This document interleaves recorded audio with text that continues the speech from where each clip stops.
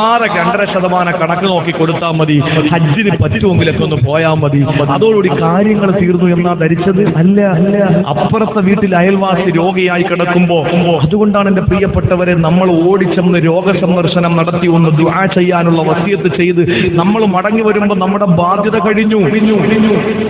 ഇത് വലിയ ചെലവുള്ള കാര്യമല്ലല്ലോ. സുബഹി നിസ്കാരത്തിന് മദീനത്തുൻ നബവിയിൽ വന്ന അബൂബക്കർ സിദ്ദീഖ് റളിയല്ലാഹു അൻഹു പറയാ, ഞാൻ രോഗസന്ദർശനം നടത്തിയിട്ട് വരിക. എപ്പോഴാ? നിസ്കാരത്തിനല്ല, ഇശാ കഴിഞ്ഞിട്ട് എത്ര മണിക്കൂറായി പ്രിയപ്പെട്ടവരെ? ഞാൻ ചോദിക്കട്ടെ, ഇന്ന് രോഗസന്ദർശനം നടത്തി എത്ര പേരുണ്ട്? ഇന്ന് രോഗസന്ദർശനം നടത്തി എത്ര പേരുണ്ട്? സിദ്ദീഖ് തങ്ങളോട് ചോദിച്ചത് ഇന്ന് ആരാം രോഗസന്ദർശനം നടത്തിയെന്ന് ചോദിച്ചത് എപ്പോഴാ? സുബഹി നിസ്കാരത്തിനാണ്. നബി തങ്ങളുടെ മുമ്പിൽ എഴുന്നേറ്റുന്നുണ്ട്, തന്റെ ഇടത്തോടെ പറഞ്ഞു, നബിയെ, എന്റെ സുഹൃത്ത്, എന്റെ കൂട്ടുകാരൻ, എന്റെ പ്രിയപ്പെട്ടവൻ അബ്ദുറഹ്മാൻ ബിൻ ഔഫ് സുഖമില്ലാതെ കിടക്കാൻ ഞാൻ കയറി കണ്ടിട്ടാ വന്നത്. അല്ലേ, എത്ര പുണ്യമാണ് അല്ലാഹു നമുക്ക് തരുന്നത്. നമ്മുടെ മനസ്സിന്റെ കടുപ്പൊക്കെ ഒന്ന് മാറട്ടെ പെങ്ങളെ. നമുക്ക് മറ്റുള്ളവരെ കാണുമ്പോ അവൻ മറ്റോന്റെ പെണ്ടാട്ടിയാണ്, ആ ഒരു ചിന്ത നമുക്ക് മാറ്റി കിട്ടട്ടെ.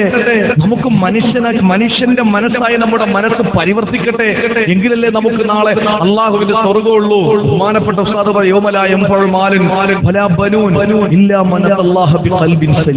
തങ്ങൾ പറഞ്ഞതുപോലെ നിഷ്പക്ഷമായി മറ്റുള്ളവർക്ക് ഉപകാരം ചെയ്യുന്ന, ആരെയും ഉപദ്രവിക്കാത്ത നിഷ്കളങ്ക മനസ്സിന്റെ ഉടമയ്ക്ക് മാത്രമേ നാളെ മകളും പൈസയും സമ്പാദ്യം ഉപകരിക്കാത്ത ദിവസത്തിൽ ഫലം ചെയ്യൂ. അള്ളാഹു നമ്മളെ കൂട്ടത്തിൽ ഉൾപ്പെടുത്തട്ടെ.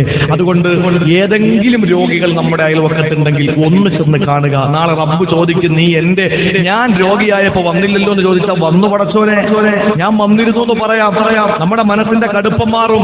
നമ്മുടെ ദുആകളൊക്കെ ചെയ്യാനുള്ള നമ്മുടെ നിസ്സാരമായി കാണരുത്. സുഖമില്ലാതെ കിടക്കുന്നവന്റെ ദുആക്ക് മലക്കുകളുടെ ദുആന്റെ പവർ ഉണ്ടെന്നാണ് ഉണർന്നിരുന്നത് കേൾക്കേണ്ട പ്രിയപ്പെട്ടവരെ. ആരോ ആയിക്കോട്ടെ, രോഗം പിടിപെട്ട് കിടക്കുമ്പോൾ ഒന്ന് ചെന്ന് അവരോട് നമ്മൾ പറയണം. മാത്രമല്ല ഇവിടെ നിങ്ങൾ ഒരുമിച്ച് കൂടിയത് എന്തിന്റെ പേരിലാണ്? 2 കാര്യം. ഒന്ന്, നിങ്ങൾക്ക് ഇവിടെ പറയുന്ന വിഷയങ്ങൾ നിങ്ങൾക്കൊന്ന് കേൾക്കണം. 2, ഇത് സ്വർഗത്തിന്റെ തോട്ടമല്ലേ? സ്വർഗത്തിന്റെ തോട്ടമല്ലേ? ഇന്നാളെ റസൂലുള്ള പറയുകയാണ്, ഒരു മനുഷ്യനെ ഏതെങ്കിലും ഒരു രോഗിയുടെ ചാരത്ത് ചെന്നിരുന്നാൽ രാവിലെയാണ് പോകുന്നത് രോഗസന്ദർശനം നടത്താൻ നേരം വെളുത്ത് പോയ എന്റെ ചെറുപ്പക്കാരാ, നിനക്ക് അല്ലാഹു തരുന്ന പ്രതിഫലം എന്തെന്നറിയോ? നബിതങ്ങൾ പറയുകയാണ്, ഇല്ലാ സ്വല്ലാ അലൈഹി 70 അൽഫ മലക്കിനെ ഹത്താ യുംസിയാ. രാവിലെ രോഗസന്ദർശനം നടത്തുന്നവര് വൈകുന്നേരം വരെ 70,000 മാലാഖമാർ നിനക്ക് വേണ്ടി തക്ബീർ തസ്ബീഹ് ചൊല്ലുകയാ, നിനക്ക് വേണ്ടി പാപം പൊറുക്കലിനെ ചോദിക്കുകയാ. രാവിലെ രോഗസന്ദർശനത്തിന് പോകുന്ന ചെറുപ്പക്കാരികള്, നിങ്ങളുടെ കൂട്ടുകുടുംബാദികളോ അയൽവാസികളോ ബന്ധുക്കളോ ആരോ ആകട്ടെ, രോഗിയായി കിടക്കുന്നതറിഞ്ഞുകൊണ്ട് അവരെ സന്ദർശിക്കാൻ പോകാനുള്ള മനസ്സാണിച്ച നേരം വെളുത്ത് പോകുന്നവരെ വൈകുന്നേരം വരെ നിങ്ങൾക്ക് വേണ്ടി 70,000 മലക്കുകള് അള്ളാഹുവിനോട് പൊറുക്കലിനെ ചോദിക്കുകയാ. ഇനി അതല്ല, നിങ്ങൾ വൈകുന്നേരമാണ് പോയത്, എന്നാൽ നബിതങ്ങൾ പറയുന്നു 70,000 മലക്കുകള് നിങ്ങൾക്ക് വേണ്ടി പടച്ചവനോട് പൊറുക്കലിനെ ചോദിക്കുന്നു. ഏതുവരെ? നേരെ പുലരുന്നത് വരെയും നിങ്ങൾക്ക് വേണ്ടി അള്ളാഹുവിനോട് പൊറുക്കലിനെ ചോദിക്കുകയാ. മാത്രമല്ല, നീട്ടുന്ന പോലും മരുന്നിന്റെയും ഗുളികയുടെയും വാസനയാണ് റൂം നിറകെ. നീരിക്കുന്ന മരുന്നിന് അടിമപ്പെട്ട, രോഗം പിടിപെട്ട് തളർവാദം പിടികെട്ട് എത്രയോ മാസമായി ഒരേ കിടപ്പ് കിടക്കുന്ന സഹോദരനാ അല്ലെങ്കിൽ സഹോദരിയാ, അതിനകത്ത് കയറുമ്പോഴും മെഡിസിന്റെ വാസനയാണ്. അവനാണെങ്കിലോ കിടന്ന കിടക്കിൽ കിടന്നുകൊണ്ടാണ് മലമൂത്ര വിസർജനം ചെയ്യുന്നത്. വല്ലാത്ത ദുർഗന്ധമാണ്, സഹിക്കാൻ കഴിയുന്നില്ല. പൊന്നുമോളെ, റസൂലുള്ള പറഞ്ഞിരുന്നെന്നറിയുമോ? നീരിക്കുന്ന മെഡിസിന്റെ വാസനയുടെ നടുവിലല്ല മോളെ. നബിതങ്ങൾ പറയുന്നു, നീ സ്വർഗത്തിന്റെ തോട്ടം തോട്ടത്തിലാണ് ഇരിക്കുന്നത്. മടങ്ങുന്നതുവരെ നീ അല്ലാഹുവിന്റെ സ്വർഗമുണ്ടല്ലോ, ആ അനുഗ്രഹീതമായ സ്വർഗത്തിന്റെ തോട്ടത്തിലാണ് ഇരിക്കുന്നതെന്ന് ലോകത്തിന്റെ നായകന്റെ പ്രഖ്യാപനമാണ്. കാണുമ്പോൾ നാല് ഭാഗത്ത് മെഡിസിന്റെ യന്ത്രങ്ങളാണ്. അതുപോലെ ചികിത്സിക്കുന്നതിന്റെ ഓരോ മരുന്നിന്റെ കുപ്പികളാണ് കാണുന്നത്.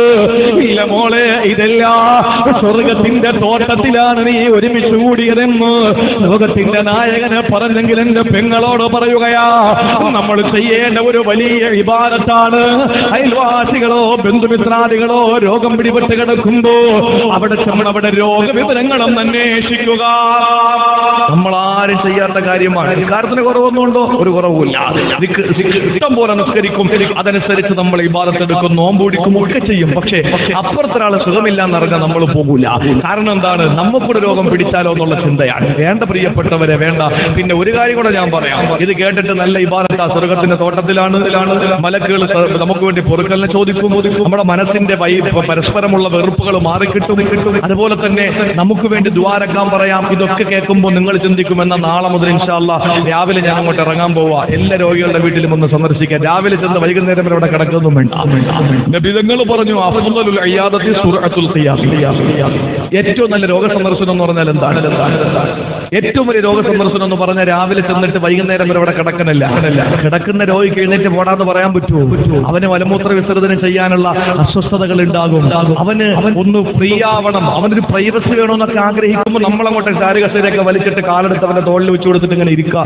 എങ്ങനെ ഉണ്ട്, എങ്ങനെ സത്യത്തിൽ അസുഖം പിടിപെട്ടത്, എന്നൊക്കെ ഇതിനോട് ചികിത്സ കൊള്ളാമോ എന്നൊക്കെ പറഞ്ഞ് അവനിട്ട് കഷ്ടപ്പെടുത്തി ഇങ്ങനെ പത്രക്കാർ ചോദിക്കുമ്പോൾ ചോദിച്ച് അവനെ ആകെ ഇടങ്ങേറാക്കി, അവനെ ആകെ ബുദ്ധിമുട്ടിക്കലല്ല വേണ്ടത്. അഫ്ളലുൽ ഇയാദ സുർഅത്തുൽ ഖിയാം. നബി തങ്ങൾ പഠിപ്പിച്ചതാണ്. എന്താണ്?